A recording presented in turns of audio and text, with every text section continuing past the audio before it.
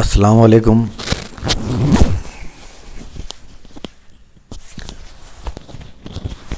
प्यारे बच्चों, आज हम सबक नंबर 13 कार्बन एक अहम अंसर ये देखने जा रहे हैं।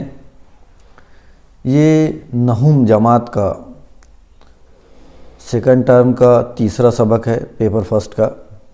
आसान है और निहायत ही अहमियत का हामिल है। इसी के ऊपर आपको दहुम जमात में एक हाइड्रोकार्बन्स कार्बनी मुरक्कबात इस नाम से एक सबक है। अगर आपके ये सबक समझ में आएगा तभी वो सबक समझ में आएगा। उसके बाद 10वीं के बाद आप जब 11वीं 12वीं में जाएंगे 11 12th के अंदर, तो वहाँ पर भी आपको साइंस जो केमिस्ट्री का पार्ट है वो 2 हिस्सों में मिलेगा। जब आप 11th में जाएंगे तो आप देखेंगे कि अगर आप साइंस से पढ़ते वहाँ आप 10वीं के बाद दूसरे सब्जेक्ट से ही पढ़ सकते। अगर आपने साइंस लिए तो साइंस के अंदर आपके 3 हिस्से हो जाएंगे साइंस के, फिज़िक्स, केमिस्ट्री और बायोलॉजी। तो उसके अंदर केमिस्ट्री के अंदर जो 2 हिस्से हैं, एक इनऑर्गेनिक और ऑर्गेनिक। तो ऑर्गेनिक केमिस्ट्री जो है वो पूरा का पूरा कहीं ना कहीं वो ये कार्बन के ऊपर मबनी है।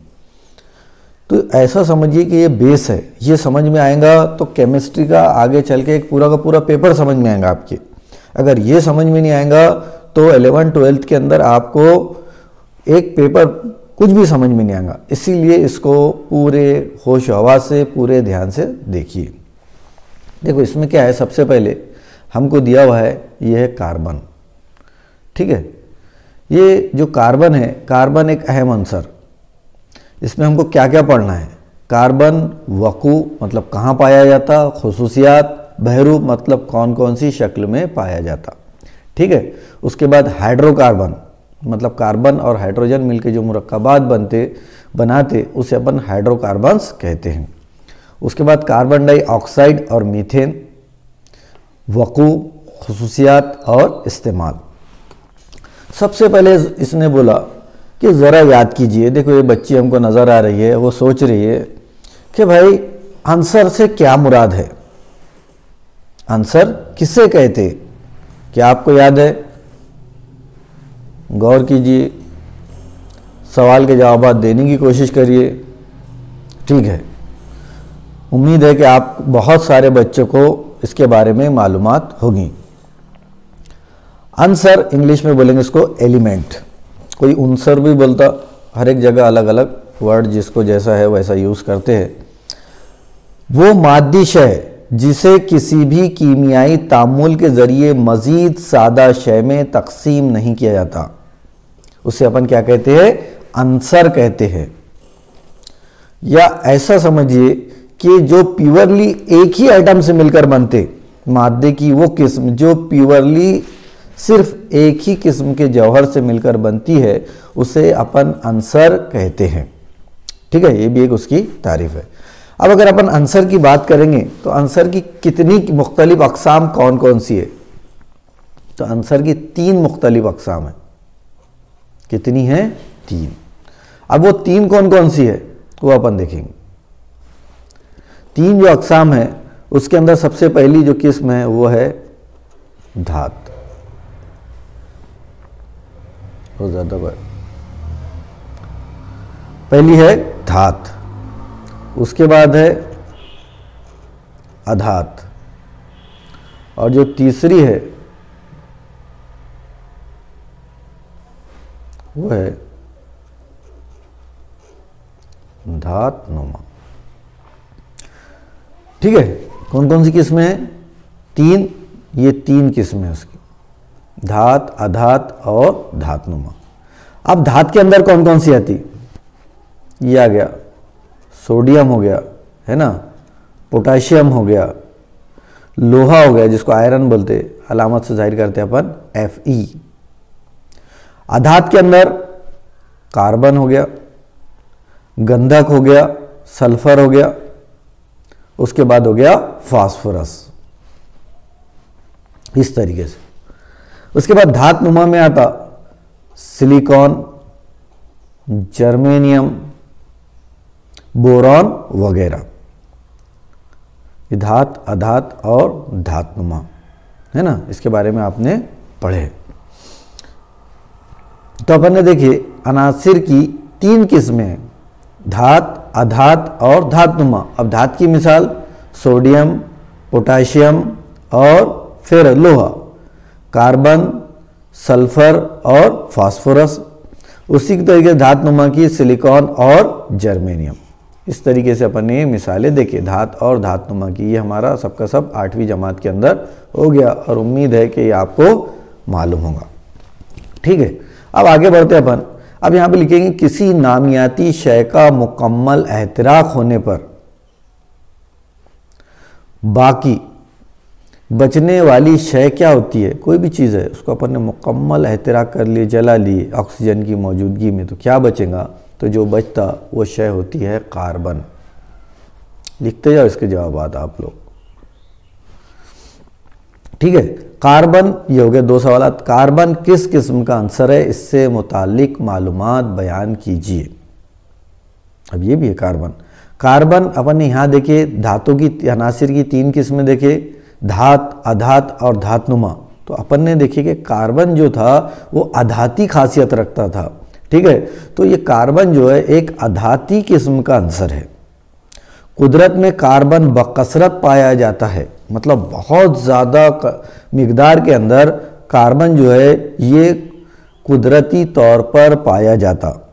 ये आज़ाद भी मतलब ने अकेली हालत में भी पाया जाता और मुरक्कबात की सूरत में भी पाया जाता। अब कार्बन का जौहरी अदद की बात करें अपन ने, तो कार्बन का जौहरी अदद है 6। ठीक है, जौहरी अदद यानी क्या, किसी अंसर में, किसी जौहर में मौजूद इलेक्ट्रॉन या प्रोटॉन की तादाद को, प्रोटॉन की तादाद को अपन उसका क्या कहते, जौहरी अदद कहते, और उसे अलामत Z से जाहिर करते, कैपिटल Z से, जिसका लॉन्ग फॉर्म जॉल है। हाँ, तो ये किसी अंसर में मौजूद इलेक्ट्रॉन या फिर प्रोटॉन, इलेक्ट्रॉन और प्रोटॉन नहीं बोला मैंने, क्या कहा, इलेक्ट्रॉन या प्रोटॉन की तादाद, इनको कहेंगे अपन, इनको कहेंगे इसका जौहरी अदद। मिसाल के तौर पर हाइड्रोजन, हाइड्रोजन का के अंदर इलेक्ट्रॉन भी एक होता, प्रोटॉन भी एक होता, इसलिए हाइड्रोजन के लिए Z बराबर 1 होगा।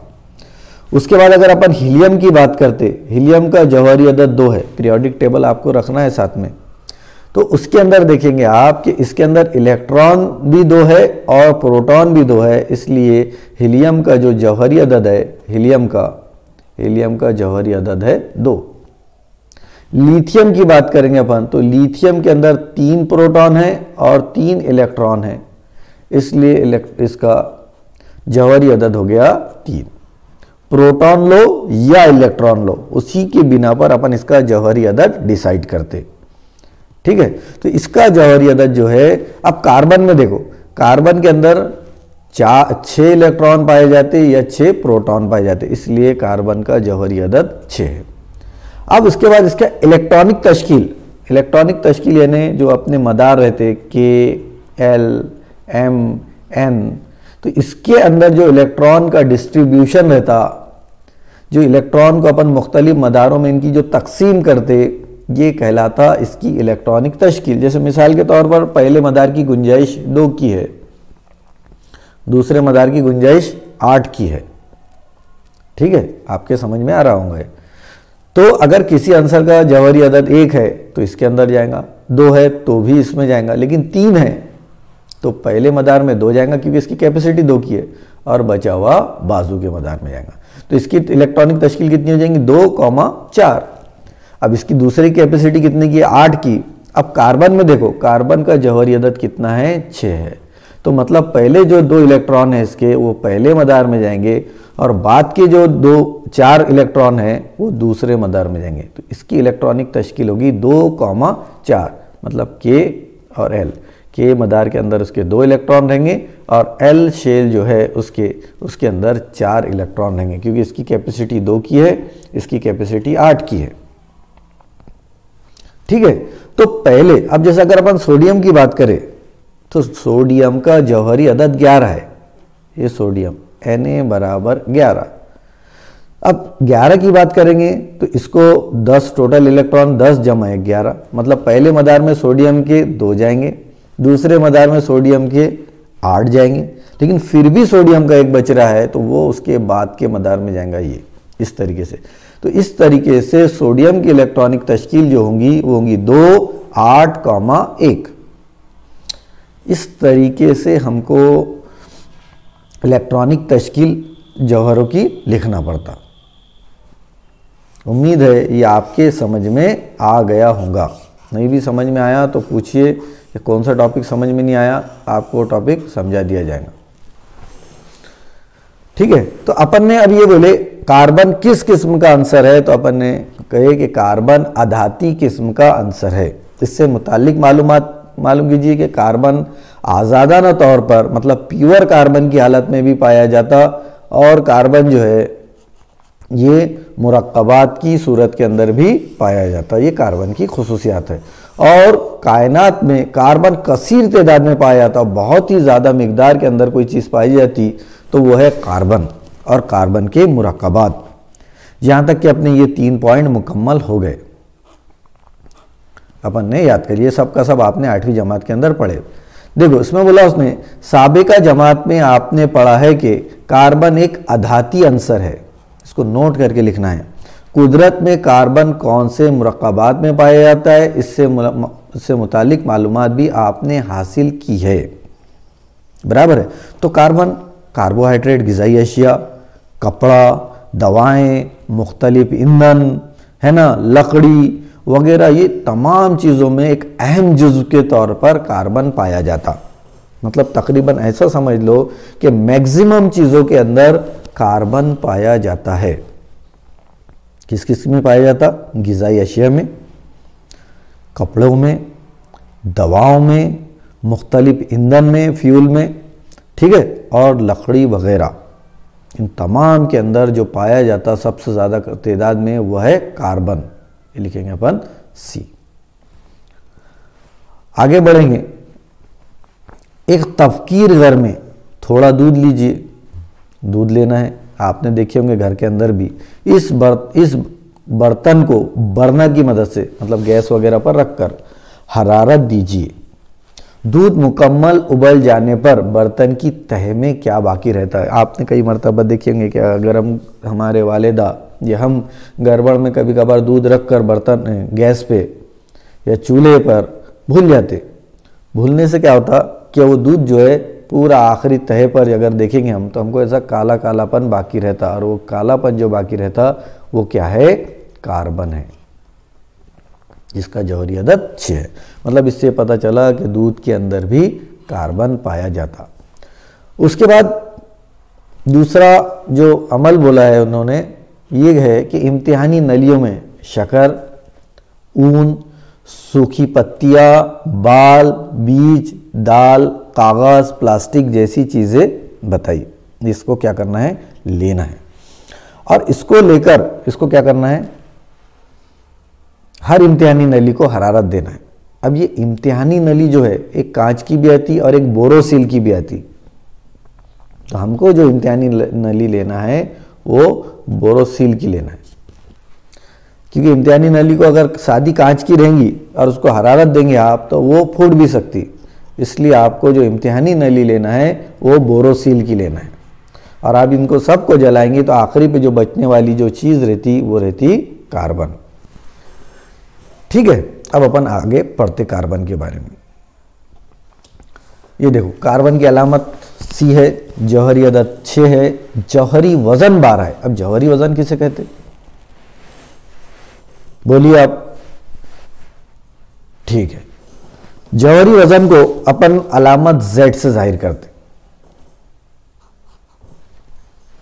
रदरफोर्ड का आपने एक तजुर्बा देखे होंगे, तो उसके अंदर उन्होंने मरकज़े की दरियाफ्त की और ये बताया कि जौहर की कुल कमियत उसके मरकज़े में मौजूद होती है।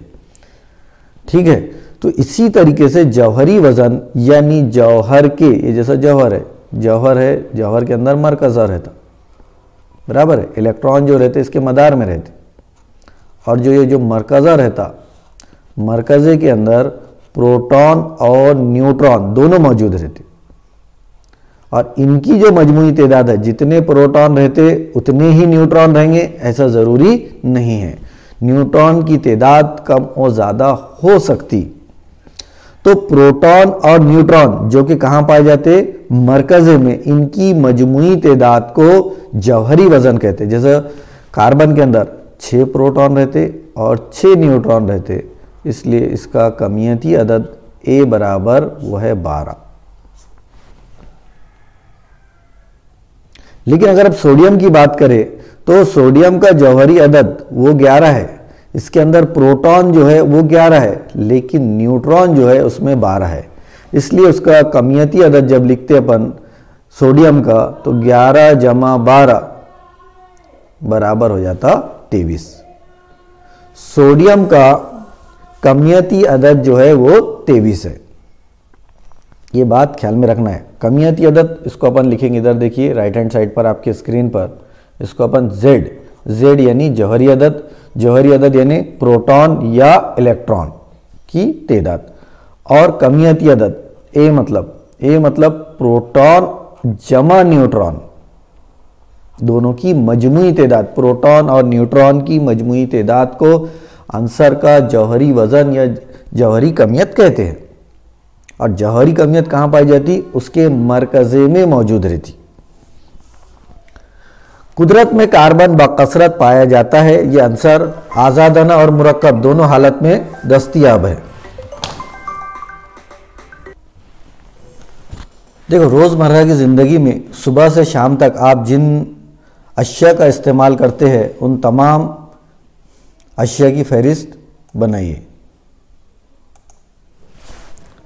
तैयार कीजिए और उन अशिया चीज़ों को दर्ज झैल जदूल में मुनासिब खाने में तकसीम कीजिए। धातों से बनी हुई चीज़ें आपके घर के अंदर कौन कौन सी है, गाड़ी है ना, और जो बर्तन है बहुत सारे कांच की मिट्टी के बने हुए कप वगैरह है ना, बहुत सारी अपने घर में फ्लावर पॉट वगैरह रहते, वो भी दीगर अशिया, ये आपको अपने लेवल पर देखना है और खाना पूरी करना है। ये बहुत सारी हो सकती है, लामहदूद हो सकती है। जदूल के आखिरी खानों की चीज़ों की फहरिस्त देखिए। इस फहरिस्त में ग़िज़ाई अशिया, कपड़े, दवाएं, ईंधन, लकड़ी की चीज़ें अशिया भी हम कार्बन एक अहम जुज़्व के तौर पर शामिल होते हैं।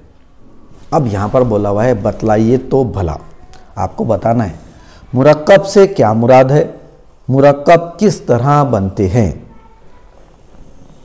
अब मुरक्कब कैसे बनते हैं अपन ने पहले देखे कि अगर एक एटम है, प्योर एटम, जौहर जिसको बोलेंगे अपन, जौहर से क्या बनेगा, एलिमेंट, प्योरली एक एटम, एक ही किस्म के जौहरों से जो चीज़ बनेगी, जो मादी शय बनेगी उसको बोलेंगे अपन एलिमेंट, बराबर है। जैसे लोहे का टुकड़ा वगैरह हो गया आखिरी का, जैसे आपने भी देखे होंगे कि कई चीज़ों में अपन पूछते किसी से क्या भाई इसमें कौन कौन से एलिमेंट शामिल है ना, तो मतलब जो प्योर चीज़ें इसके अंदर जो शामिल है उसको अपन बोलते एलिमेंट्स।